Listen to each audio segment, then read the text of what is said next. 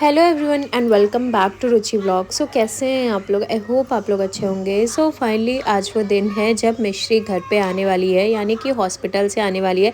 सो आप लोग सोच रहे होंगे कि ऐसा क्या हुआ कि हॉस्पिटल, जिन्होंने मेरा लास्ट वीडियो नहीं देखा होगा उन्हें पूरी बात नहीं पता है, तो मैं आपको बता देती हूँ कि जो मेरी भाभी की बेटी है, यानी मतलब मेरे भाई की जो बेटी है, उससे आंतों में इन्फेक्शन हो गया था और बहुत ज़्यादा इन्फेक्शन हो गया था, जिसकी वजह से उसकी तबीयत बहुत ज़्यादा ख़राब हो गई थी। तो वो 1 वीक तक हॉस्पिटल में थी और फाइनली एक बैक्टीरियल इन्फेक्शन होता है जो कि आपकी रिपोर्ट्स में भी नहीं आता। आजकल बहुत ज़्यादा बच्चों में फैला हुआ है, जो कभी कभी हमारी लापरवाही के कारण हो जाता है। जैसे हम बाहर की चीज़ें दे देते हैं या कुछ भी होता है। लड्डू को भी कुछ दिन पहले हुआ था, हॉस्पिटलाइज भी हुआ था वो। उसके बाद अभी 1 महीने बाद जस्ट मेरी भाई की बेटी को ऐसा हुआ, तो जिसकी वजह से वो 1 हफ्ते तक हॉस्पिटल में थी और फाइनली आज जाके उससे डिस्चार्ज मिल रहा है। तो वो आज घर आ रही है। सो सुबह तो मैं बहुत ज़्यादा खुश थी कि चलो 5-6 दिन बाद, क्योंकि अभी मेरे ऑपरेशन को भी 1 महीना हुआ है और मेरी जो बेटी है वो भी 1 महीने की है। तो घर पे अभी अकेले 2 बच्चों को, इतने छोटे छोटे बच्चों के साथ बहुत ज़्यादा मुश्किल हो रहा था मुझे भी, क्योंकि घर पे कोई भी नहीं था। प्लस मुझे हॉस्पिटल का खाना पीना, घर का खाना पीना, बच्चे देखना, और प्लस सबसे ज़्यादा बड़ी टेंशन ये कि हॉस्पिटल में जब फैमिली का कोई भी बंदा रहता है ना, तो इतनी टेंशन होती है कि मैं क्या बताऊँ। बहुत ज़्यादा मूड ख़राब होता है कि यार सब कुछ ठीक हो जाए, सब घर पे रहें, चाहे जैसे भी अच्छा बुरा जो भी चल रहा हो, बट एटलीस्ट सब घर पे रहते तो ठीक रहता है। बट हॉस्पिटल में वो भी छोटा बच्चा, इतने इंजेक्शन ये वो देख के बहुत मूड ख़राब होता है। सो सुबह सुबह जब घर पे कोई नहीं रहता है, तो 5-6 दिन से जब से सब हॉस्पिटल में रह रहे हैं, तो ये मेरा रूटीन रह रहा है कि उठने के बाद मुझे अपने बच्चों को रेडी करना, खुद पहले नहाना धोना, ब्रश करना एंड एवरीथिंग। उसके बाद फिर लड्डू को रेडी करना, उसको अच्छे से तैयार करना, नाश्ता कराना, ब्रश करना, सब कुछ।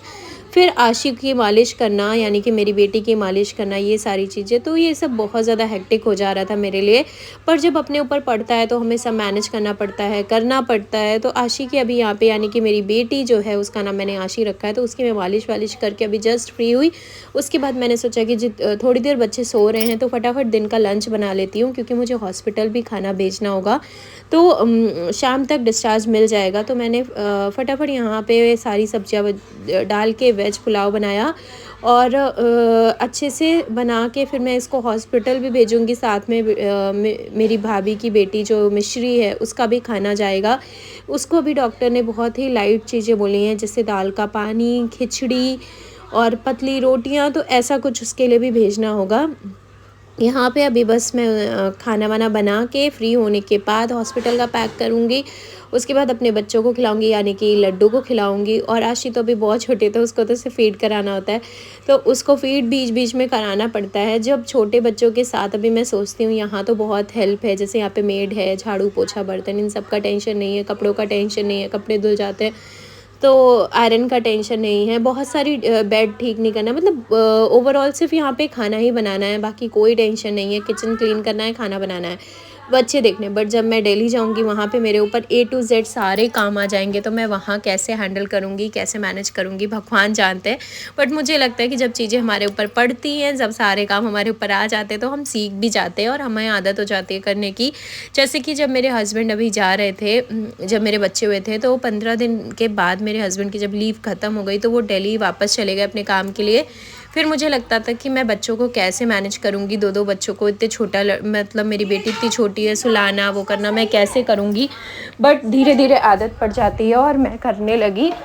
और अभी मैं दोनों बच्चों को सुला लेती हूँ और दोनों को खिलाना पिलाना, मतलब आशी को तो नहीं खिलाना है, बट जैसे मैं बता रही हूँ कि ऐसा आदत हो जाती है। जब हमारे ऊपर कोई भी काम पड़ जाता है तो हम सीख भी जाते हैं। तो बस यहाँ पे अभी मैं किचन में हूँ और बना रही हूँ दिन के लिए लंच। उसके बाद फिर लड्डू को खाना खिलाना रहेगा। आज उम्मीद है कि शाम तक डिस्चार्ज मिल जाएगा मेरी बिट्टू को। तो मैं बहुत ज़्यादा खुश हूँ कि फाइनली आज मेरी फैमिली घर आ जाएगी, क्योंकि घर पे जब कोई नहीं होता है तो बहुत गंदा लगता है। अभी घर पे सिर्फ मैं और पापा हैं और बच्चे हैं। ये अच्छा है कि थोड़ा लड्डू है तो उससे थोड़ा-सा रौनक रहती है घर पे, शाम को पापा के साथ खेलता-वेलता रहता है, तो पापा को भी थोड़ा अच्छा लगता है, नहीं तो पापा बहुत टेंशन में थे। और इन दिनों मेरे ऐसे गए हैं ना, पिछले 15 दिन मेरे साथ ऐसा गंदा गया है, इतना गंदा टाइम रहा है कि मैं आपको क्या बताऊँ। न्यू ईयर पे और बहुत सारी चीज़ें, मुझे नहीं पता मैंने मेरे से क्या गलती हुई या मेरी फैमिली वालों से कौन सी गलती हुई जिसकी सज़ा उस बच्ची को मिली। मुझे बहुत बुरा लगा सीरियसली, उसके इंजेक्शंस, और वो जब मैं देखती थी कि इतनी छोटी सी बच्ची को इतने इंजेक्शंस लग रहे हैं, मुझे बहुत तकलीफ़ होती थी सीरियसली। तो मैं आप सबसे यही रिक्वेस्ट करूँगी, फ़िलहाल अब हम लोगों ने बाहर की कोई भी चीज़ देना बच्चे को बंद कर दिया है। आप लोग भी कहीं भी जाओ, घर से कुछ भी बना के ले जाओ बच्चे के लिए स्पेशली। खुद तो हम सब कुछ झेल सकते हैं, पर जब बच्चों पे आती है ना, तो सच में यार एकदम ऐसा लगता है कि यार अब क्या करें, मतलब कैसे ये सारी चीज़ें रोक दें, कैसे कहीं न कहीं हम पेरेंट्स की गलती होती है। तो यहाँ पे शाम का टाइम था और मेरी मिश्री घर आ चुकी थी और देख रहे थे हम लोग अपना व्लॉग। मेरा बद्रीनाथ का व्लॉग चल रहा था यूट्यूब पे, और ये रही मिश्री फाइनली घर आ चुकी है। सो अभी वो ठीक है, डॉक्टर ने अभी रेस्ट बोला है। तो उसे टीवी में ही वीडियोस लगा के दिखा रहे थे। ये मेरा बद्रीनाथ का वीडियो टीवी में चल रहा था, तो सब वही बैठ के देख रहे थे।